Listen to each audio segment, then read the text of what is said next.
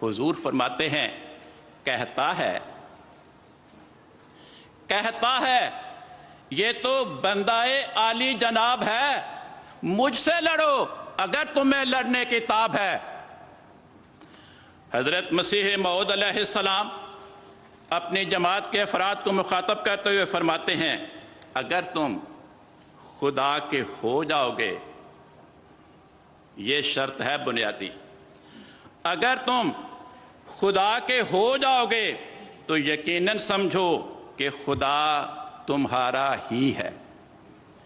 تم سوئے ہوئے ہوگے اور خدا تعالیٰ تمہارے لیے جاگے گا۔ تم دشمن سے غافل ہوگے اور خدا اسے دیکھے گا اور اس کے منصوبے کو توڑے گا۔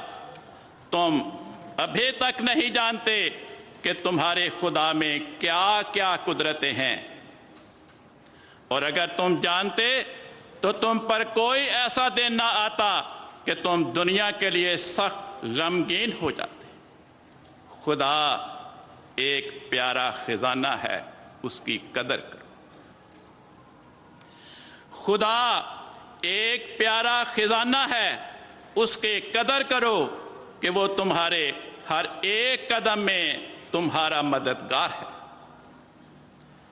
کشتی نوح الوصیت میں حضور فرماتے ہیں اگر تم اپنے نفس سے در حقیقت مر جاؤ گے تب تم خدا میں ظاہر ہو جاؤ گے اور خدا تمہارے ساتھ ہوگا، اور وہ گھر بابرکت ہوگا جس میں تم رہتے ہوگے،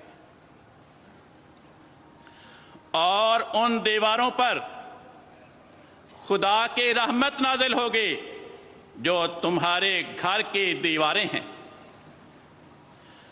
اور وہ شہر بابرکت ہوگا جہاں ایسا آدمی رہتا ہوگا۔ اگر تمہاری زندگی اور تمہاری موت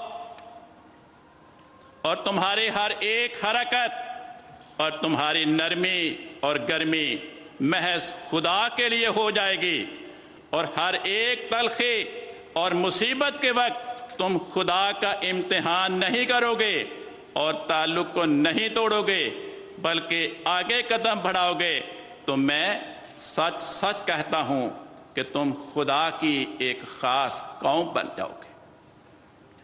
فرمایا تمہیں خوشخبری ہو،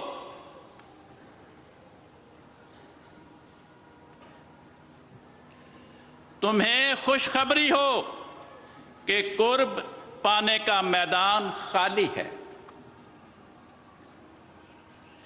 ہر ایک قوم دنیا سے پیار کر رہی ہے، اور وہ بات جس سے خدا راضی ہو اس کی طرف دنیا کو توجہ نہیں۔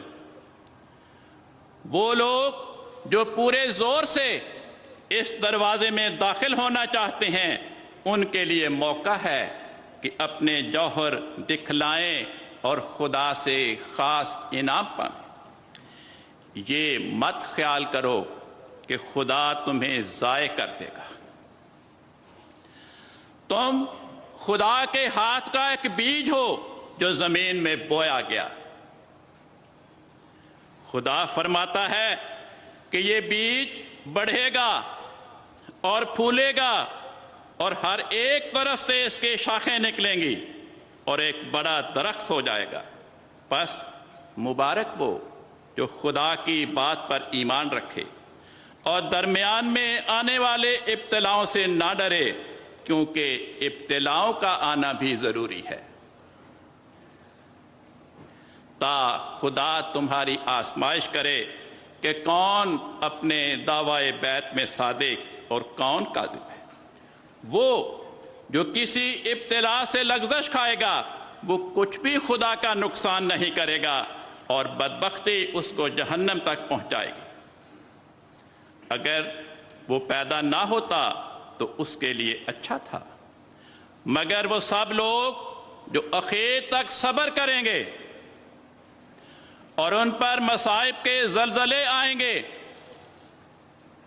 اور حوادث کے آندھیاں چلیں گے اور قومیں ہنسی اور ٹھٹھا کریں گی اور دنیا ان سے سخت کراہت کے ساتھ پیش آئے گی، وہ آخر فتح یاب ہوں گے اور برکتوں کے دروازے ان پر کھولے جائیں گے۔